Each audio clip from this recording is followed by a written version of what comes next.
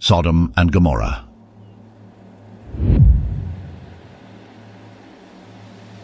The moon was a silver sickle in the inky black firmament, casting long, eerie shadows over the desolate landscape of the desert. Amidst this desolation, the small enclave of tents belonging to the shepherd Abraham seemed an aberration, a testament to the indomitable will of mankind in a world that had long forsaken them. A solitary figure, Abraham, was seated cross-legged on a mat of reeds, cloaked in a mantle of wisdom and age. The flickering flames of the fire danced ominously in his eyes, hinting at a knowledge beyond mortal reckoning. Without warning, a frigid gust swept across the arid land, stirring the sand into life and snuffing out the flames. Abraham held his breath as the sudden darkness swallowed the camp, leaving him blind to the physical world, but opening his eyes to a realm far beyond the reach of ordinary men. In the pitch blackness, a voice, formless and ethereal, whispered into his ears, its tones a chilling blend of majesty and terror, harmony and chaos, beauty and abomination. The voice spoke of a distant menace that threatened to consume the known world, a cosmic entity known as Cthulhu. The words were foreign, yet they bore a truth that made Abraham's blood curdle in his veins. The voice painted a vivid and horrifying picture of the twin cities of Sodom and Gomorrah, where the stench of moral decay was overpowering. The citizens, bewitched by the fell power of Cthulhu, were constructing giant portals. These monstrosities, structures of twisted stone and metal pulsating with an otherworldly energy, were to serve as conduits for entities that lurked in the shadows of reality, horrors that existed beyond comprehension, beyond sanity. A shiver of dread swept over Abraham as he thought of his nephew Lot, a lone beacon of righteousness in the maelstrom of corruption and degeneration. The voice echoed his concern, weaving tales of how Lot's kindred had succumbed to the mind-altering influence of Cthulhu, how they toiled day and night to bring forth the unspeakable horrors from the unfathomable depths of the cosmos. As the voice faded, the darkness lifted, and the reassuring warmth of the rekindled fire flooded over Abraham. He was once again alone in the physical world, but the burden of the knowledge he had been granted weighed heavily on his aged shoulders. As he stared at the embers, he felt a profound sense of unease. The destiny of mankind was in peril, and he was but an old man in the face of cosmic terror. But Abraham had been chosen, entrusted with a terrifying predicament, and he would not abandon his people to the creeping doom. For several nights after the divine revelation, Abraham remained in solemn contemplation, his thoughts haunted by the nightmarish visions of Sodom and Gomorrah under the thrall of the cosmic entity, Cthulhu. His heart was filled with dread for his nephew Lot, and a profound sorrow for the plight of the innocent souls bewitched by the alien mind control. One night, under the weight of his burden, Abraham summoned the courage to reach out to the celestial voice that had revealed to him the horrific truth. As the cold desert wind howled around his humble encampment, he sank to his knees, and in a voice laden with desperation, he pleaded to the divine entity, begging for mercy. "Would you spare Sodom if there were 50 righteous?" he ventured, the silent desert air swallowing his words. The reply was immediate, a terrible force that resonated through the sands and stones, through his very bones. The voice, as dreadful and chilling as before, echoed a single word: "Yes." Emboldened by the response, Abraham pressed on, haggling over the fate of the cities like a seasoned merchant at the market, reducing the required number of righteous souls from 50 to 45, then to 40, then to 30, then to 20, and finally to 10. Each time the voice agreed, and each time the desert shivered under the power of its answer. It was a terrifying communion, an improbable negotiation between a mortal and the divine, between an aged shepherd and a cosmic entity. Yet Abraham persevered, driven by the faint glimmer of hope that the few remaining righteous souls, including his nephew Lot, could resist the spell of the malignant Cthulhu. The last exchange left Abraham shaken but resolute. The voice had agreed to spare the cities if even a mere 10 righteous souls could be found, breaking free from the chains of Cthulhu's control. As the conversation ended, a dreadful silence fell over the encampment, a silence as oppressive as the weight of the world resting on Abraham's weary shoulders. As he looked out into the dark desert, the twinkling stars like the eyes of countless unseen observers, Abraham felt a strange combination of hope and fear. His plea for mercy had been heard, but whether it would be granted remained uncertain. He clung to the faith that righteousness could still be found in Sodom and Gomorrah, a final fragile defense against the impending darkness. The day the emissaries arrived in Sodom, the city was shrouded in an eerie twilight. A gloom that appeared to seep from the monstrous portals and stained the sky with a foreboding pallor. They were figures of divine nature, assuming the form of men to traverse the corrupted streets, yet their aura bore the chilling touch of the ethereal, the extraterrestrial. The city was a chilling testament to the ravages of Cthulhu's influence. The cobbled streets, once filled with the bustle of humanity, were now scenes of ceaseless, relentless labor. Men, women and children, their eyes glazed with an otherworldly trance, toiled in unison, their hands shaping the arcane edifices that scarred the heart of the city. The monstrous portals pulsed with a sickly light, casting grotesque shadows that danced and twisted with a life of their own. The citizens paid no heed to the divine strangers in their midst. Their minds were not their own, their wills ensnared by the mesmerizing grip of Cthulhu. Their humanity was but a faint whisper, a fleeting echo lost amidst the cacophony of cosmic manipulation. Only one figure broke the mesmerizing rhythm of construction. Lot, a man standing in defiant contrast to his kin, whose eyes, unlike the others, held a spark of human consciousness. Recognizing the divine nature of the visitors, he rushed forth, extending a hand of hospitality amidst the inhumanity. His home, untouched by the alien energy that corrupted the city, offered a haven, a flickering beacon of resistance against the engulfing darkness. Inside, the emissaries observed Lot, his family, his home. They saw the struggle against the psychic chains of Cthulhu, the silent battle for the preservation of their humanity. They saw hope, frail and fragile, in the heart of the abhorrent city.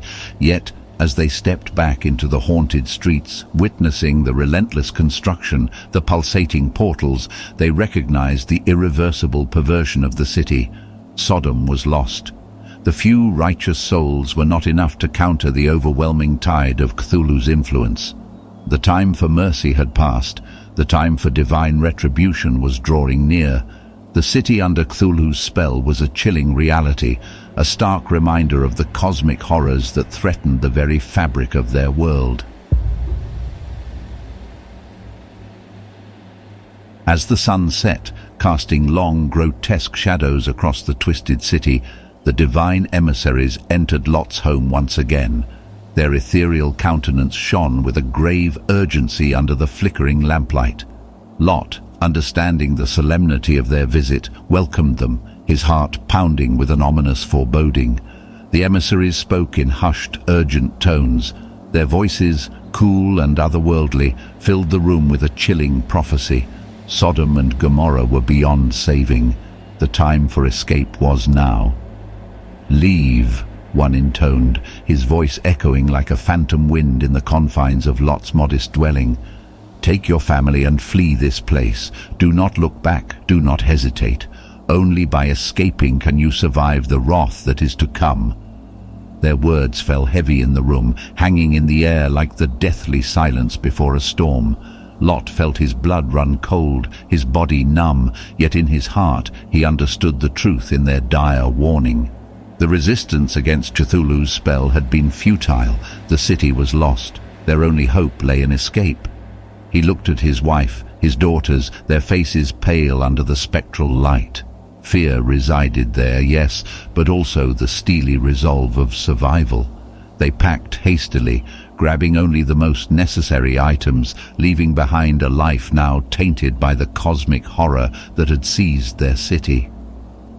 As they stepped outside, the chilling air of the night washed over them.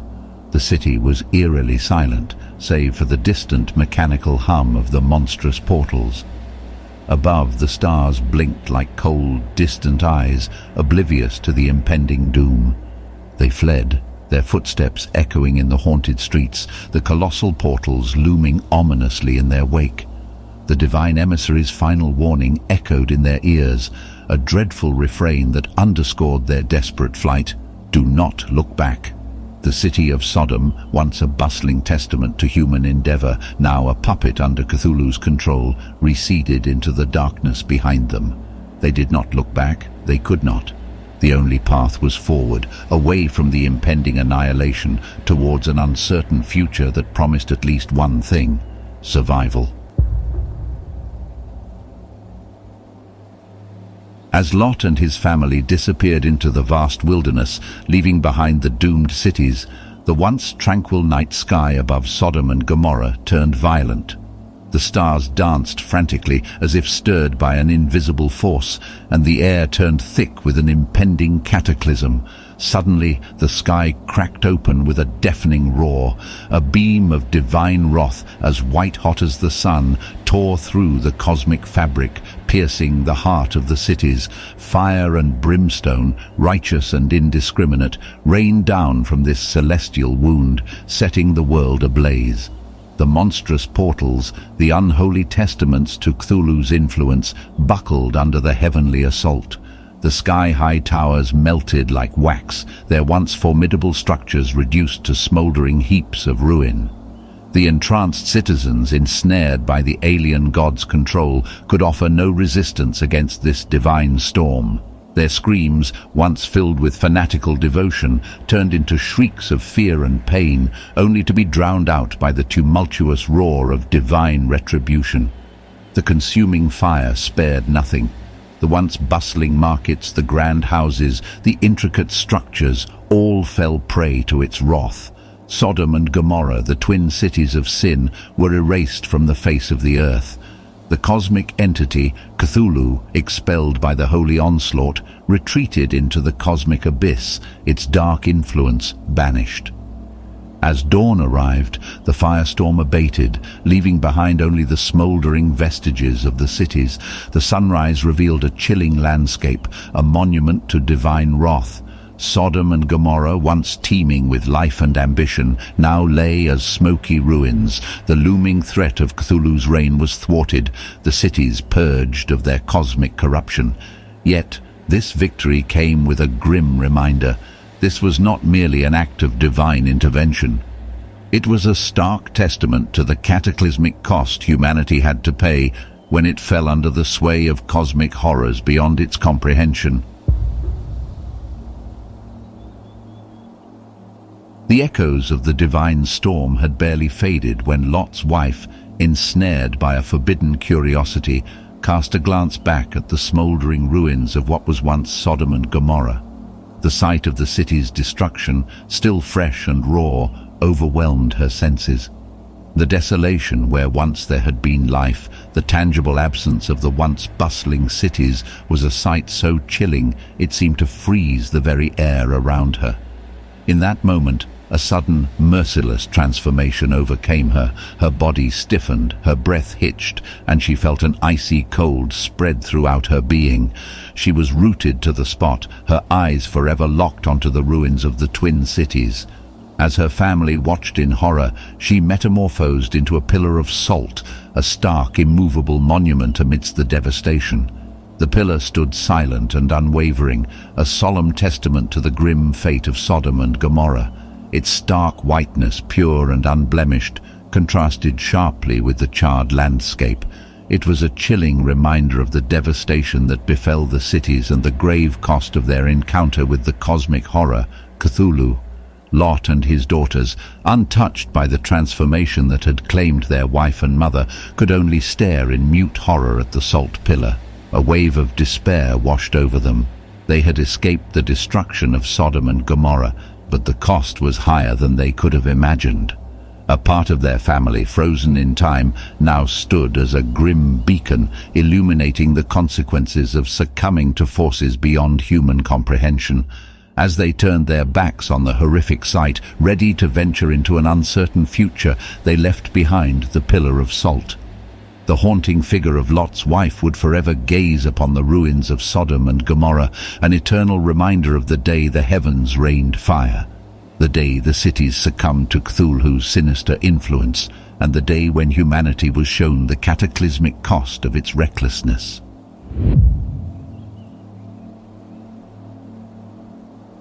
We hope you enjoyed this story. It would greatly help to support our creators if you liked the video and subscribe to the channel.